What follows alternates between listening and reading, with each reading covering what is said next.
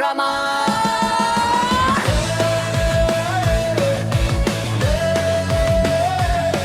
ಸಂಭ್ರಮ ಸಂಭ್ರಮ ಇದು ಮಾಧ್ಯಮಗಳ ಸಂಭ್ರಮ, ಸಂಭ್ರಮದಿಂದ ತುಂಬಿದೆ ಮಾಧ್ಯಮ.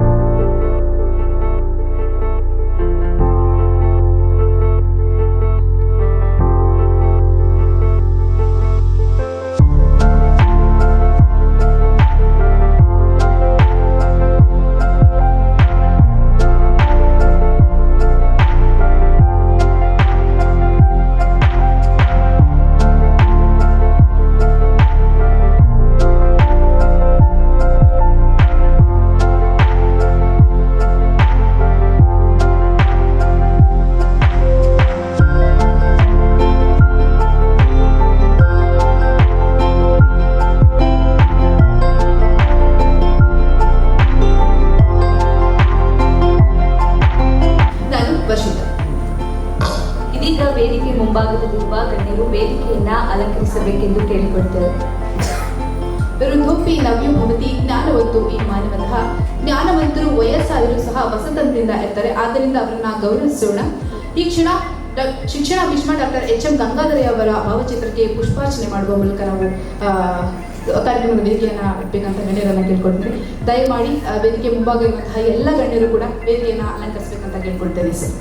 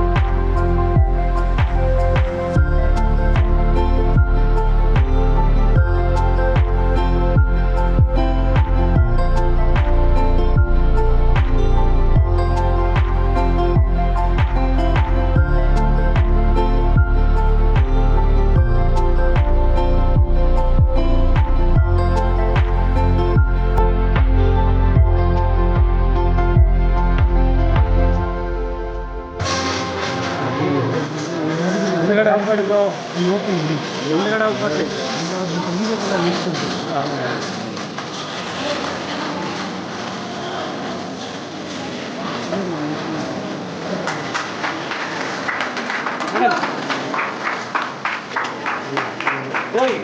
ಸರ್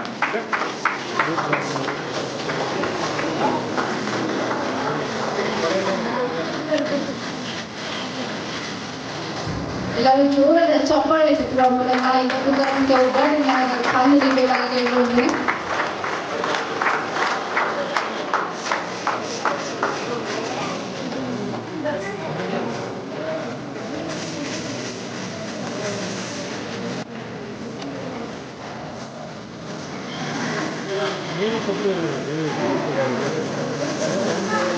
ಲೇಡೀಸ್ ಇತ್ತು ಅಂದರೆ ಲೇಡೀಸ್ ಬಿದ್ದು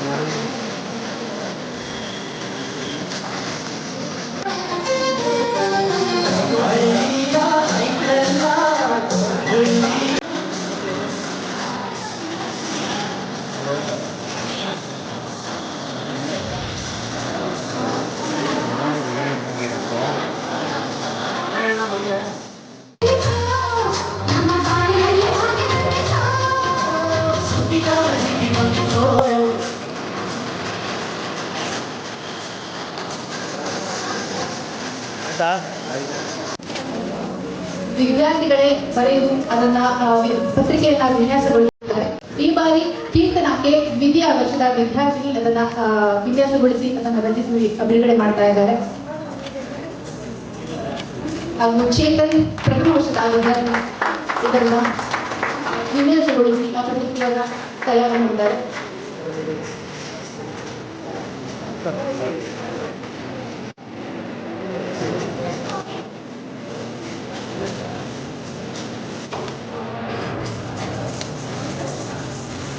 ಎಲ್ಲರೂ ಜೋರಾದ ಚಪ್ಪಾಳೆ ತಟ್ಟುವ ಮೂಲಕ ವಿದ್ಯಾರ್ಥಿ ಪದಗಳನ್ನು ಗಳಿಸುವುದಕ್ಕೆ ಸಹಕಾರ ನೀಡಬೇಕು.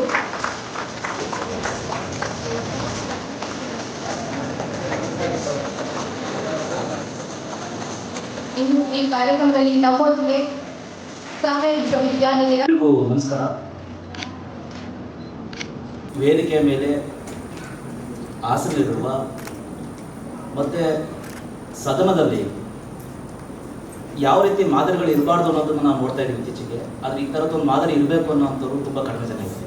ಅಂಥ ಮಾದರಿ ಒಬ್ಬರು ತುಂಬಿರುವಂಥದ್ದು ಹಿರಿಯ ಪತ್ರಕರ್ತರು ಮತ್ತು ನಮ್ಮ ಕಾರ್ಯಕ್ರಮದ ಮುಖ್ಯ ಅತಿಥಿಗಳಾಗಿರ್ತಕ್ಕಂಥ ಕರ್ನಾಟಕ ವಿಧಾನ ಪರಿಷತ್ ಸದಸ್ಯರಾದಂಥ ಕೆ ಶಿವಕುಮಾರ್ ಸರ್ ಅವರೇ ಮತ್ತು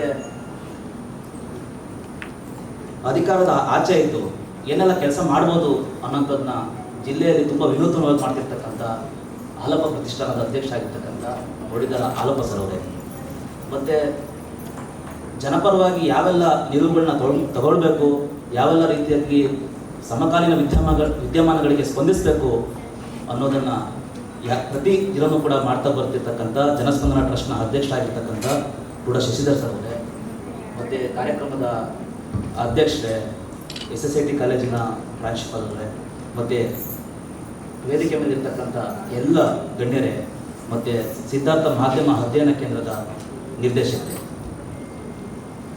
ಸ್ನೇಹಿತರೆ, ಇವತ್ತ ಏನು ನಮ್ಮ ಸಿದ್ಧಾರ್ಥ ಮಾಧ್ಯಮ ಅಧ್ಯಯನ ಕೇಂದ್ರದಿಂದ ಪ್ರತಿ ವರ್ಷವೂ ಕೂಡ ರಾಜ್ಯದ ಎಲ್ಲ ಪದವಿ ವಿದ್ಯಾರ್ಥಿಗಳಿಗೆ ಒಂದು ರೀತಿ ಒಂದು ಕಡೆ ಸೇರಿಸಿ ಸಂಭ್ರಮ ಅನ್ನುವಂಥ ಕಾರ್ಯಕ್ರಮವನ್ನು ಮಾಡ್ಕೊಳ್ತಾ ಬಂದಿದ್ದೇವೆ.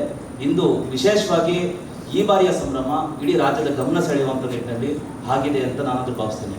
ಯಾಕಪ್ಪ ವಿಶೇಷವಾಗಿ ಈ ಬಾರಿಯ ಸಂಭ್ರಮ ಎಲ್ಲರ ಗಮನ ಸೆಳೀತಾ ಇದೆ ಅಂದರೆ, ಈ ಬಾರಿಯ ಸಂಭ್ರಮದ ಪರಿಕಲ್ಪನೆ ಪರಿಸರ ಪತ್ರಿಕೋದ್ಯಮ. ಅಂದರೆ ಪರಿಸರ ಅನ್ನುವಂಥದ್ದು ಇವತ್ತ ಅತಿ ಅಗತ್ಯವಾಗಿ ಎಲ್ಲರಿಗೂ ಬೇಕಾಗಿರುವಂತಹ ಮತ್ತು ತಮ್ಮ ಜೀವವನ್ನು ರಕ್ಷಣೆ ಮಾಡ್ಕೊಳ್ಳೋದಕ್ಕೋಸ್ಕರವಾಗಿ ನಾವು ಆರೋಗ್ಯವಂತವಾಗಿ ಬದುಕಬೇಕಾದ್ರೆ ಅದು ಪರಿಸರ ತುಂಬ ಮುಖ್ಯ ಆಗಿದೆ.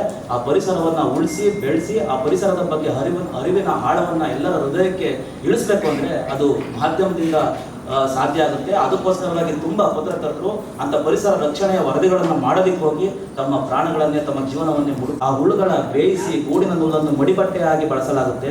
ನಗರದ ಮಡಿ ಸ್ವಚ್ಛತೆಗಾಗಿ ಪೌರ ಕಾರ್ಮಿಕರು ಬೇಯಿಸಲ್ಪಡುತ್ತಿದ್ದಾರೆ. ಹಳೆತನಗಳು ಹೋಗಲಿ, ಮಕ್ಕಳಾದರೂ ಚಿಟ್ಟೆಯಾಗಿ ಹಾರಾಡಲಿ, ಪೌರ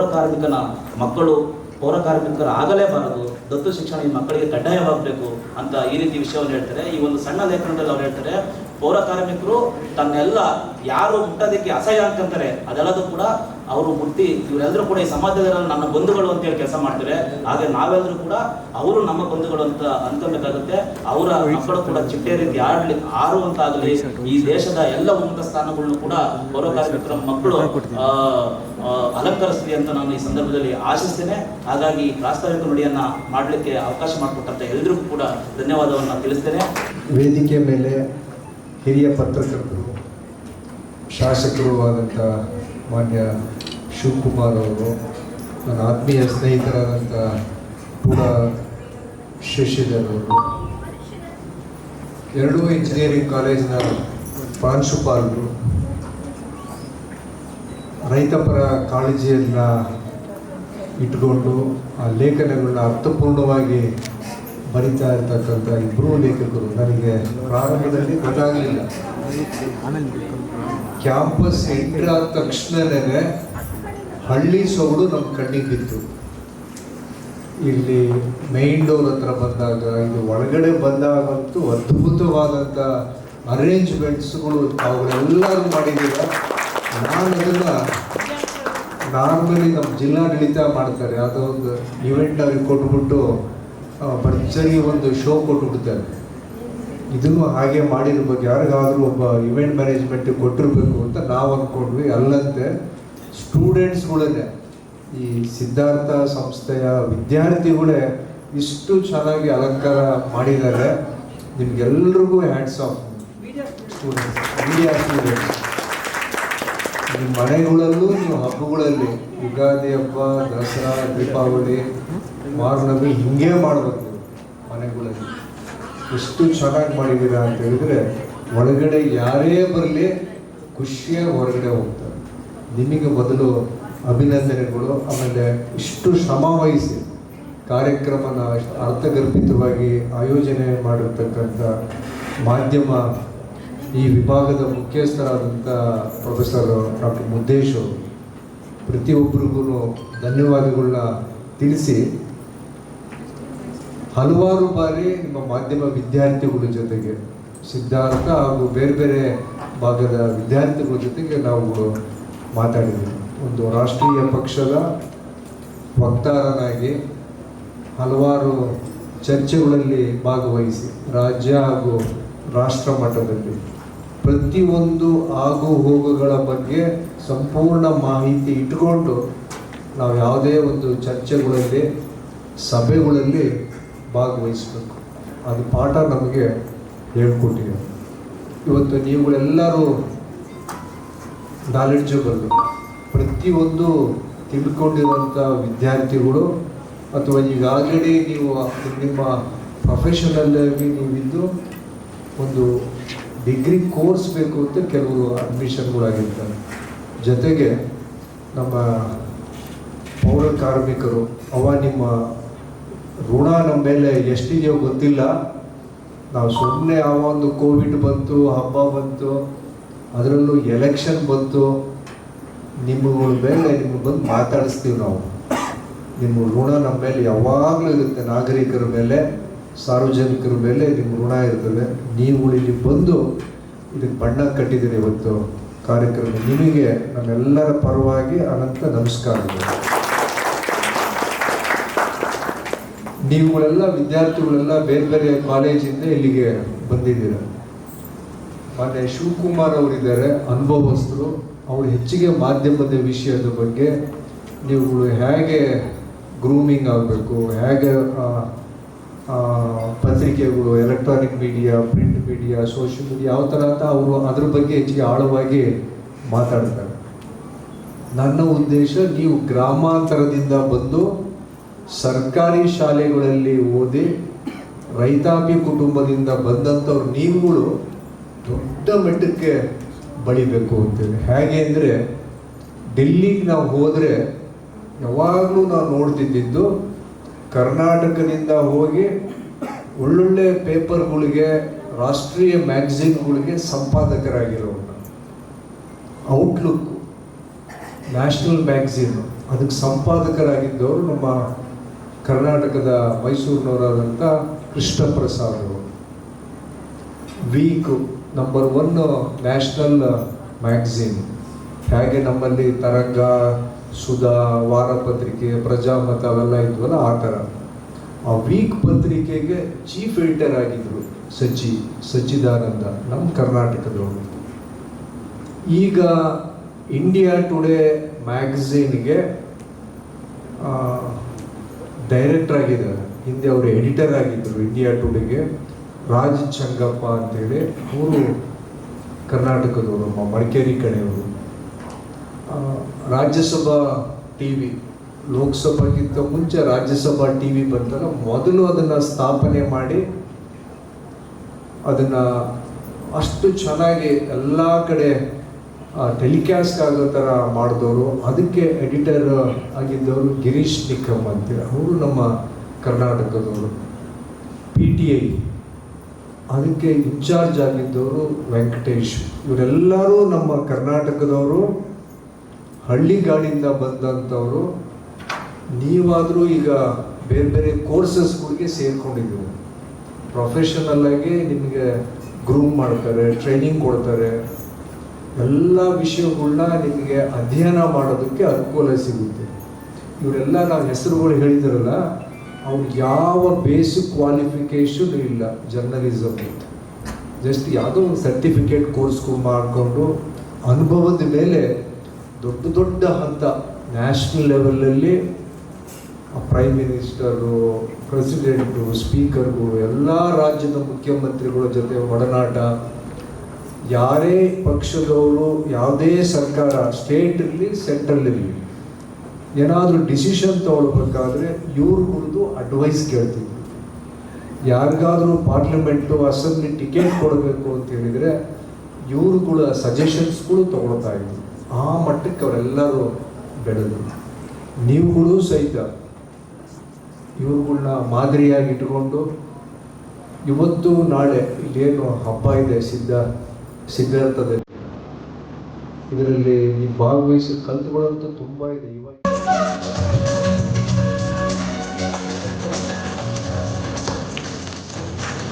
ಇವಾಗ ಚಪ್ಪಾಳೆ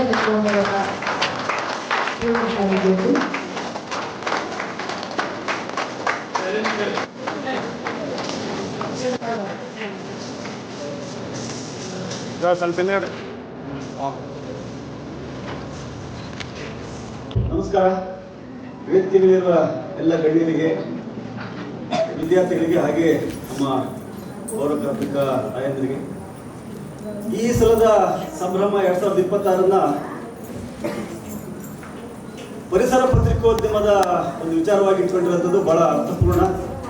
ಹಾಗೆ ನಮ್ಮ ಪರಿಸರವನ್ನು ದಿನನಿತ್ಯ ಸ್ವಚ್ಛಗೊಳಿಸುವಂಥ ನಮ್ಮ ಪೌರ ಕಾರ್ಮಿಕರಿಗೆ ಇಲ್ಲಿ ಗೌರವ ಸಲ್ಲಿಸುವ ಮೂಲಕ ಈ ಒಂದು ಕಾರ್ಯಕ್ರಮ, ಈ ಒಂದು ಸಂಭ್ರಮ 2026 ಬಹಳ ಅರ್ಥಪೂರ್ಣವಾಗಿದೆ ಅಂತೇಳಿ ನಾನು ಅಂದ್ಕೊಳ್ತಾ ಇದ್ದೀನಿ.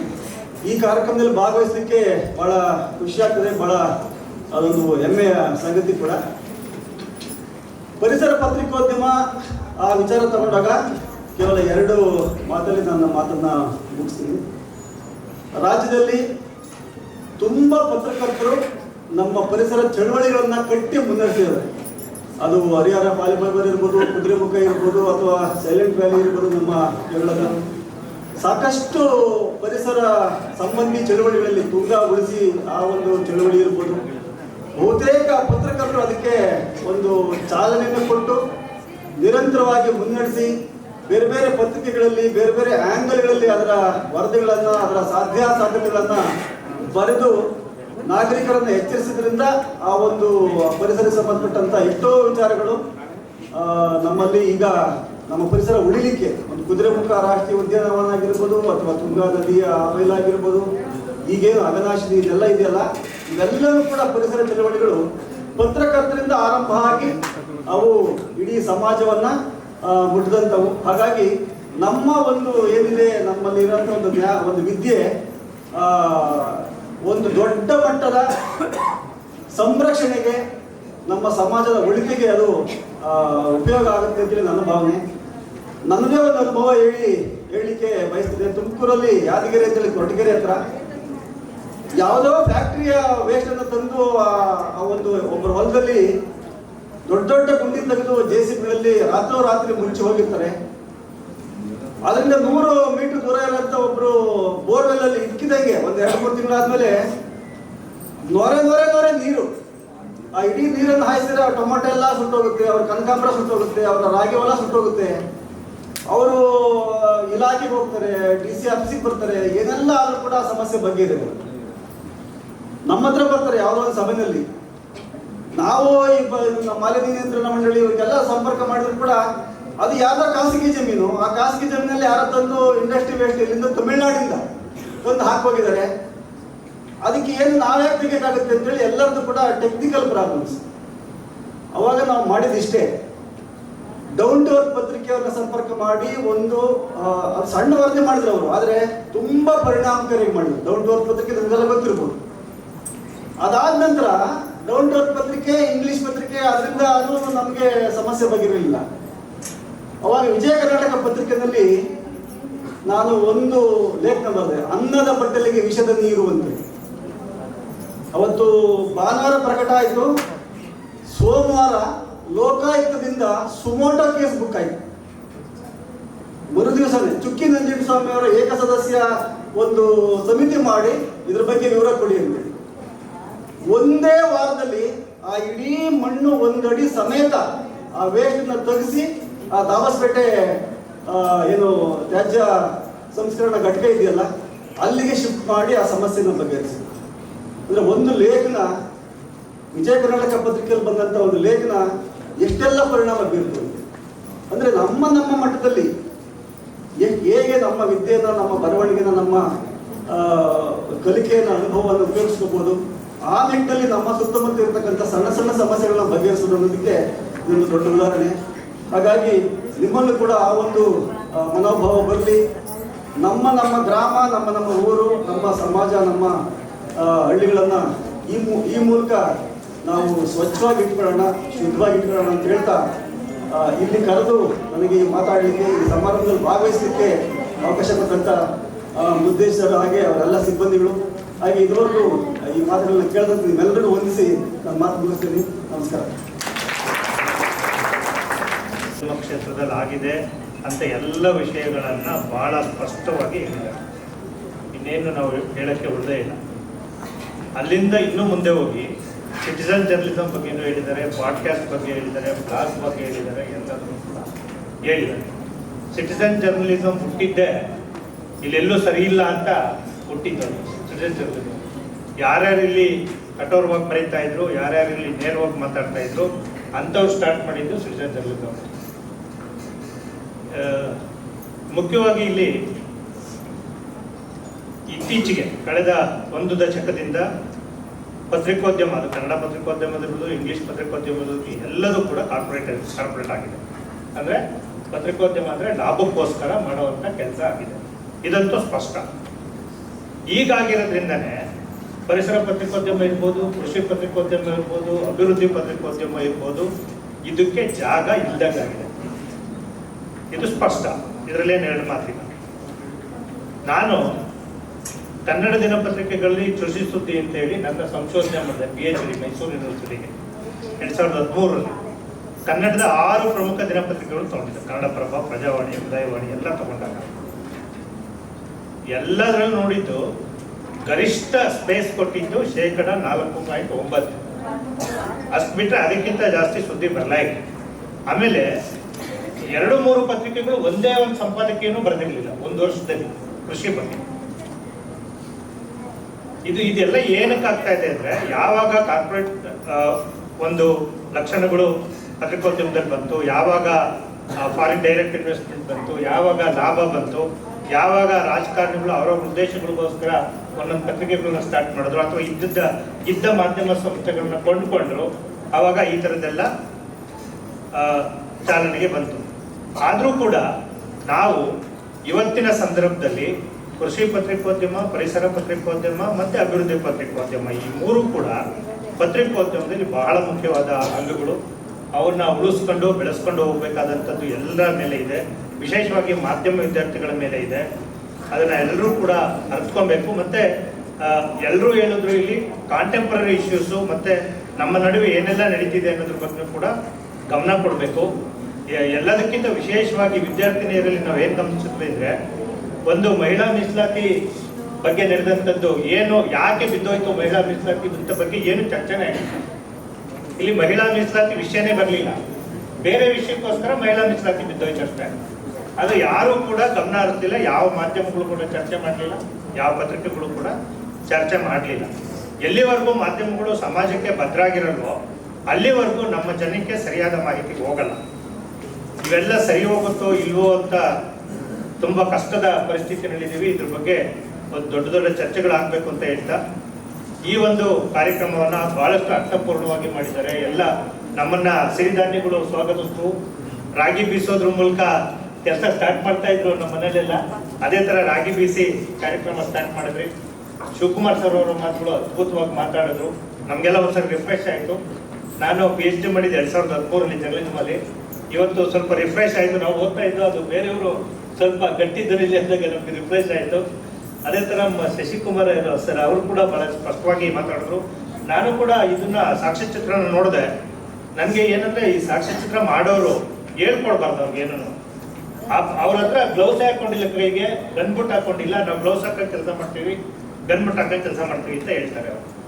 ಇದನ್ನ ಸ್ವಲ್ಪ ನಮ್ಮ ಮಾಧ್ಯಮ ವಿದ್ಯಾರ್ಥಿಗಳು ಸ್ವಲ್ಪ ಸೂಕ್ಷ್ಮವಾಗಿರ್ಬೇಕು ಅಂತ ಹೇಳ್ತಾ, ಟೈಮ್ ಆಗೋಗಿದೆ. ನಾನು ಮಾತಾಡೋಕ್ಕೆ ಇಷ್ಟಪಟ್ಟಿರಲಿಲ್ಲ, ಏನೋ ಇವರೆಲ್ಲ ಎದ್ದು ಹೋಗ್ತಿದ್ದಾರೆ ಅಂತ ನನಗೆ ಒಂದು ಚಾನ್ಸ್ ಕೊಟ್ಟರು. ನಿಮ್ಮೆಲ್ಲರಿಗೂ ಧನ್ಯವಾದಗಳನ್ನ ಹೇಳ್ತಾ ನನ್ನ ಮಾತು ಮುಗಿಸ್ತೀನಿ. ಸಂಭ್ರಮ 2026 2 ದಿನಗಳ ರಾಜ್ಯ ಮಟ್ಟದ ಒಂದು ಮಾಧ್ಯಮ ಹಬ್ಬ ಆಗಿತ್ತು. ಈ ಕಾರ್ಯಕ್ರಮಕ್ಕೆ ಭಾಳ ಸಂತೋಷದಿಂದ ಬಂದು ನಾನು ಉದ್ಘಾಟನೆ ಮಾಡಿದ್ದೇನೆ. ಈ ಕಾರ್ಯಕ್ರಮಕ್ಕೆ ಬರಬೇಕು ಅಂತ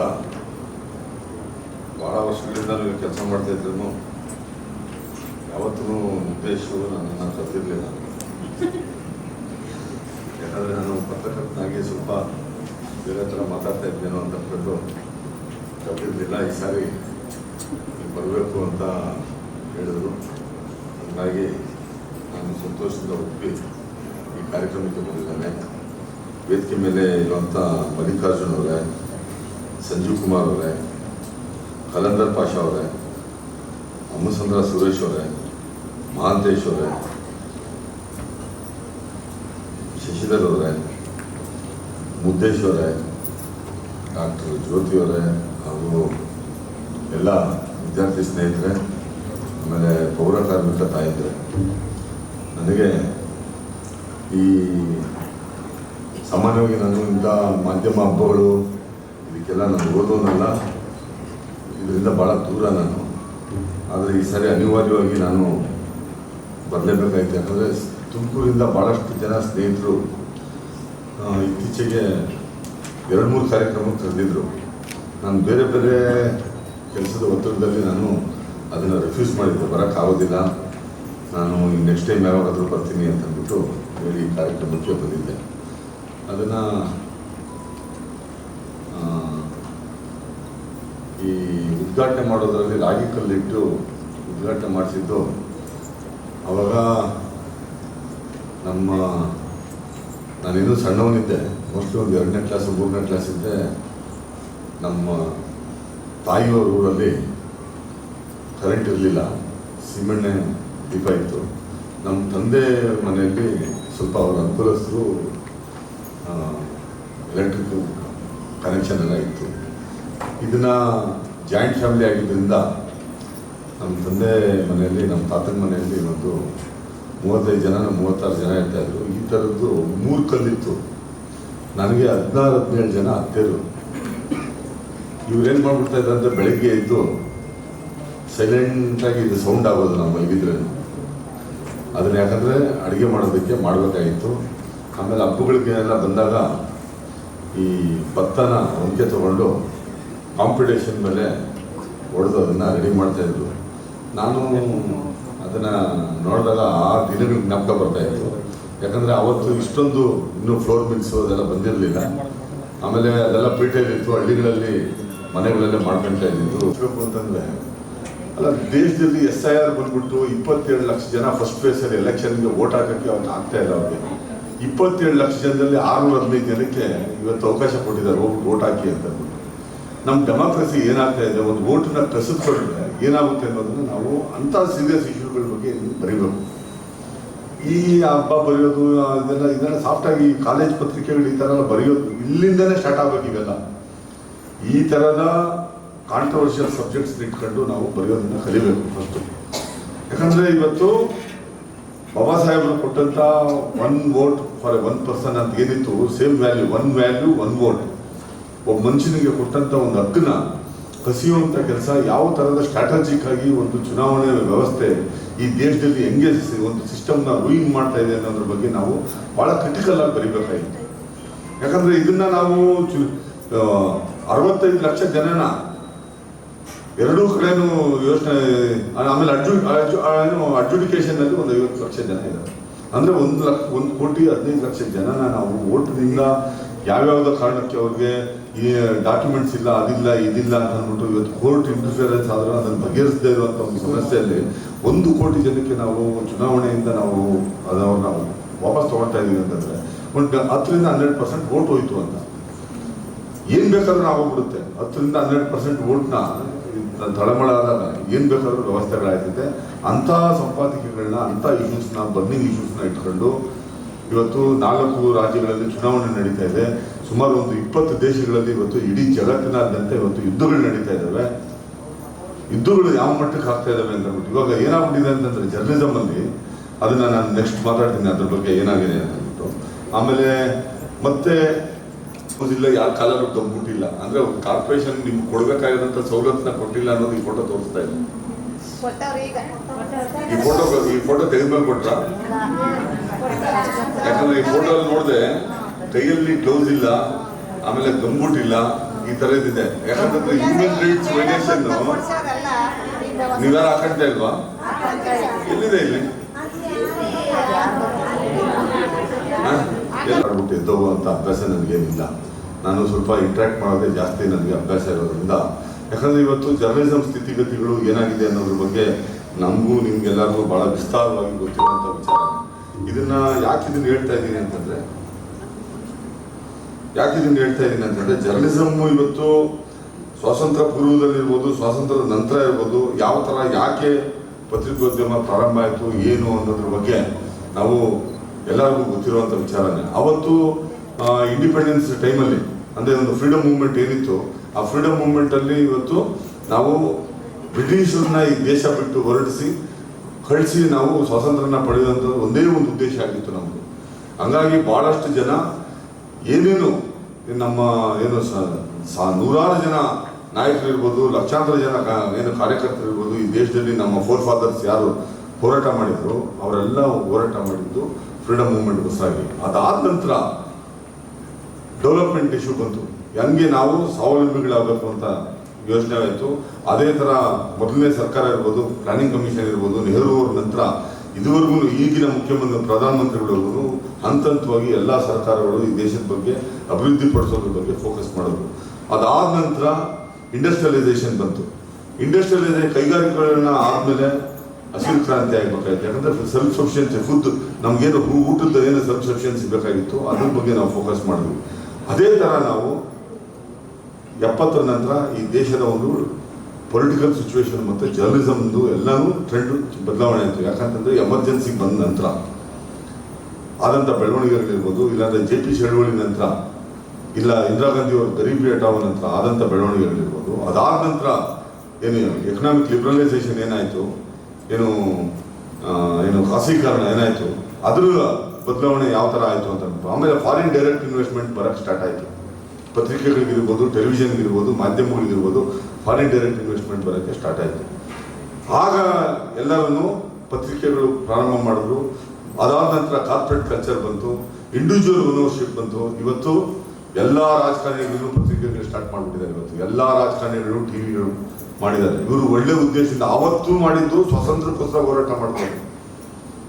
ಬಾಬಾ ಸಾಹೇಬ್ ಅಂಬೇಡ್ಕರ್ ಅವರು ಯಾವ ಮೇಲ್ಜಾತಿಯ ಸಂಪಾದಕರು ಮತ್ತೆ ಮಾಲೀಕತ್ವದಲ್ಲಿರುವಂಥ ಪತ್ರಿಕೆಗಳನ್ನ ಜಾಹೀರಾತನ್ನು ತಗೊಳ್ತಾ ಇರಲಿಲ್ಲ. ಯಾಕಂದ್ರೆ ಮೈಲಿಗೆ ಆಗುತ್ತೆ ಅಂತ ಅಂದ್ಬಿಟ್ಟು ಅವ್ರು ಮೂಕನಾಯಕ ಪತ್ರಿಕೆ ಸ್ಟಾರ್ಟ್ ಮಾಡಿದಾಗ, ಕಸ್ತೂರಿ ಪತ್ರಿಕೆಗೆ ಹೋಗಿ ಅವ್ರು ಜಾಹೀರಾತು ಕೊಡಕ್ಕೆ ಹೋದಾಗ ಅವ್ರಿಗೆ ಜಾಹೀರಾತು ತಗೊಳ್ಳಿಲ್ಲ ಅಂಬೇಡ್ಕರ್ ಅವ್ರ ಹತ್ರ. ಯಾಕಂದ್ರೆ ಮೈಲಿಗೆ ಆಗುತ್ತೆ ಅಂತ ಅಂದ್ಬಿಟ್ಟು ಅಂತ ಒಂದು ಪರಿಸ್ಥಿತಿಯಲ್ಲಿ ಅವರು ಇಲ್ಲಾಂದ್ರೆ ಏನು ಹಿಂದೂ ಕೋಡ್ ಬಿಲ್ ಬಂದು 3 ದಿನಗಳ ಕಾಲ ಚರ್ಚೆ ಆಗಿ ಅದು ಬಿದ್ದಾಗ್ಲೂ ಅದ್ರ ಬಗ್ಗೆ ಯಾರನ್ನು ಅಂಥ ವಿಶ್ಲೇಷಣೆಗಳು ಈ ಬೇರೆ ಬೇರೆ ಪತ್ರಿಕೆಗಳು ಬರೀಲಿಲ್ಲ.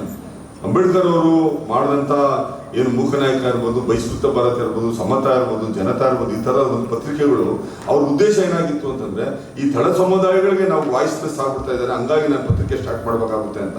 ನಿಮ್ಗೆಲ್ಲರಿಗೂ ಆಶ್ಚರ್ಯ ಆಗುತ್ತೆ.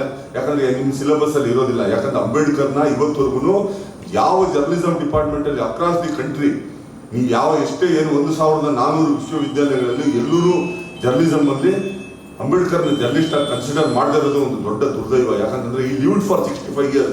He was the editor and journalist for 36 years. Even after 36 years of his journalism service, we could not recognize Dr. Baba Saheb Ambedkar as a journalist. It is a shame on the part of the journalism departments and also the universities. ಯಾಕಂದ್ರೆ across the board, no one has recognized Dr. Baba Saheb Ambedkar as journalist. ನಾವೆಲ್ಲ ಏನ್ ಹೇಳ್ತೀವಿ, is barrister ಅಂತ ಹೇಳ್ತೀವಿ, ಇಲ್ಲ architect of constitution ಅಂತ ಹೇಳ್ತೀವಿ, ಅವ್ರನ್ನ ಪತ್ರಕರ್ತ ಅಂತ. ಅದೇ ತರ ಗಾಂಧೀಜಿಯವರು ಇಂಗ್ಲೆಂಡ್ ಓದಕ್ಕೆ ಹೋದಾಗ ಧೀರುಭಾಯಿ ಅವರು ಪರಿಚಯಕ್ಕೆ ಬಂದ್ರು. ಅವರು ಅಲ್ಲಿ ಪತ್ರಿಕೆ ಬರೆಯಕ್ಕೆ ಪ್ರಾರಂಭ ಆದ್ರು. ಅದಾದ ನಂತರ ಅವರು ಸೌತ್ ಆಫ್ರಿಕಾಗೆ ಹೋದಾಗ ಅಪರ್ತೈಡ್ ವಿಚಾರ ಆಗಿ ಅವ್ರಿಗೆ ಆದಂತ ಎಕ್ಸ್ಪೀರಿಯನ್ಸ್, ಅಪರ್ತೈಡ್ ವಿಚಾರ ಬಂದಾಗ ಅವ್ರಿಗೆ ಆದಂತ ಎಕ್ಸ್ಪೀರಿಯನ್ಸ್ ನ ಇಟ್ಕೊಂಡು ಅವ್ರು ಬಂದು ಯಂಗ್ ಇಂಡಿಯಾ ಪತ್ರಿಕೆ ಸ್ಟಾರ್ಟ್ ಮಾಡ್ತಾರೆ. ಅವರು 3-4 ಪತ್ರಿಕೆಗಳು ಸ್ಟಾರ್ಟ್ ಮಾಡಿ ಅವ್ರು ಸಂಪಾದಕರಾಗಿರ್ತಾರೆ. ಸ್ವಂತ ಅವ್ರ ಮಗನನ್ನೇ ಸೌತ್ ಆಫ್ರಿಕಾ ಕಳಿಸಿ ಪತ್ರಿಕೆನ ನಡೆಸಿ ಅಂತ ಹೇಳ್ತಾರೆ. ಅಂದ್ರೆ ಭಗತ್ ಸಿಂಗ್ ಅವರು 5 ಭಾಷೆಗಳಲ್ಲಿ ಬರೀತಾ ಇದ್ರು. ಪಂಜಾಬಿ, ಹಿಂದಿ, ಇಂಗ್ಲಿಷ್ ಅಲ್ಲೆಲ್ಲ ಬರೀತಾ ಇದ್ರು ಭಗತ್ ಸಿಂಗ್ ಅವರು. ಅದೇ ತರ ಆನಿ ಬೆಸೆಂಟ್ ಇರ್ಬೋದು, ಸರೋಜಿನಿ ನಾಯ್ಡು ಇರ್ಬೋದು, ನೆಹರು ಅವರು ಇರ್ಬೋದು, ಆಜಾದ್ ಅವರು ಇರ್ಬೋದು, ಇವರೆಲ್ಲರೂ ಪತ್ರಕರ್ತರಾಗಿದ್ದಾರೆ. ಆದ್ರೆ ಇವತ್ತಿನ ಪತ್ರಕರ್ತರು ಓನರ್ಗಳೇನಾಗಿದ್ದಾರೆ, they wanted to protect their ill gotten wealth. ಅವರ ಒಂದು ಅಕ್ರಮದ ಆಸ್ತಿನ ರಕ್ಷಣೆ ಮಾಡ್ಕೊಳ್ಳೋದಕ್ಕೆ ಇವತ್ತು ಪತ್ರಿಕೆಗಳನ್ನ, ಟೆಲಿವಿಷನ್ ಸ್ಟಾರ್ಟ್ ಮಾಡುವಂತ ಒಂದು ಪರಿಸ್ಥಿತಿ ಬಂದಿದೆ. ಎಂತ ಕಾರ್ಪೊರೇಟ್ ಕಲ್ಚರ್ ಬಂದಿದೆ ಅಂತಂದ್ರೆ ಹೈರ್ ಅಂಡ್ ಫೈರ್ ರಿಲೇಶನ್ಶಿಪ್ ಅಲ್ಲಿ ಬಂದು. ನಿನ್ನೆ ನನಗೆ ಕಮಿಟಿ ಮೀಟಿಂಗ್ ಇತ್ತು. ನನಗೆ ಕಮಿಟಿ ಮೀಟಿಂಗ್ ಅಲ್ಲಿ ಪತ್ರಕರ್ತರ ವಿಚಾರ, ಯಾವುದೋ ವಿಚಾರ ಅನ್ಆರ್ಗನೈಸ್ಡ್ ಸೆಕ್ಟರ್ ಲೇಬರರ್ಸ್ ಬಗ್ಗೆ ಬಂದಿತ್ತು. ಮುದ್ದೇಶ್ ಬಂದಿದ್ದ ವಿಧಾನಸೌಧಕ್ಕೆ. ನಾನು ಅವ್ರಿಗೆ ಹೇಳಿದೆ, ಎಷ್ಟು ಜನ ಪತ್ರಕರ್ತರನ್ನ ನಿನ್ನ ಅನ್ಆರ್ಗನೈಸ್ಡ್ ಸೆಕ್ಟರ್ ಅಂತ ತಂದಿದ್ದೀನಿ ಅಂತಂದ್ರೆ 106 ಜನ ಸಾಗುತ್ತೆ. 14,000 ಜನ ನಾವು ಪತ್ರಕರ್ತರಿದ್ದೀವಿ. ಯಾವುದೇ ತರದ ವೇಜ್ ಬೋರ್ಡ್ ಇಲ್ಲ, ಯಾವುದೇ ತರದ ಫೆಸಿಲಿಟೀಸ್ ಇಲ್ಲ, PF ಇಲ್ಲ, ESI ಇಲ್ಲ, ಎಲ್ಲಾ ತರ ಲೇಬರ್ ಲಾಸ್ ನ ವೈಲೇಟ್ ಮಾಡಿದ್ದಾರೆ. ಈಗಿನ ಸರ್ಕಾರ ಬರೀ 4 ಸೆಟ್ ಆಫ್ ಲೇಬರ್ ಲಾಸ್ ತಗೊಂಡ್ಬಂದಿದೆ. 14 ಸೆಟ್ ಇದ್ದಿದ್ದನ್ನ 4 ಸೆಟ್ ಬಂದಿದೆ. ಯಾಕಂತಂದ್ರೆ ಎಲ್ಲ ಕಾರ್ಪೊರೇಟ್ ಅನುಕೂಲ ಮಾಡಿಕೊಡುವಂತ ಒಂದು ಮಾನ್ಸಾನ್ಯ ವೇಜ್ ಬೋರ್ಡ್ ನಮಗೆ ಬಂತು. ಅದಾದ್ಮೇಲೆ ಯಾವ ವೇಜ್ ಬೋರ್ಡ್ ಇಲ್ಲ. ಇವತ್ತು ಎಲ್ಲರೂ ಕಾಂಟ್ರಾಕ್ಟ್ ಸಿಸ್ಟಮ್ ಇದ್ದಾರೆ, ಆನ್ಯುವಲ್ ಕಾಂಟ್ರಾಕ್ಟ್ ಅಲ್ಲಿ ಇದ್ದಾರೆ. ಇವ್ರಿಗೆ ಯಾವ ಫೆಸಿಲಿಟಿ ಸಿಗ್ತಾ ಇಲ್ಲ. ಇವ್ರನ್ನು ಅನ್ಆರ್ಗನೈಸ್ಡ್ ಸೆಕ್ಟರ್ ಅಲ್ಲಿ ತರಬೇಕು ಅಂತ ನನ್ನ ಒಂದು ಕ್ಲಾಸ್ ಸೇರಿಸಿ ಇವತ್ತು ವಿಧಾನಸೌಧದಲ್ಲಿ ಒಂದು ರಿಜಿಸ್ಟ್ರೇಷನ್ ಆಗ್ಬೇಕು ಅಂತ ಪುಷ್ ಮಾಡಿದೀವಿ.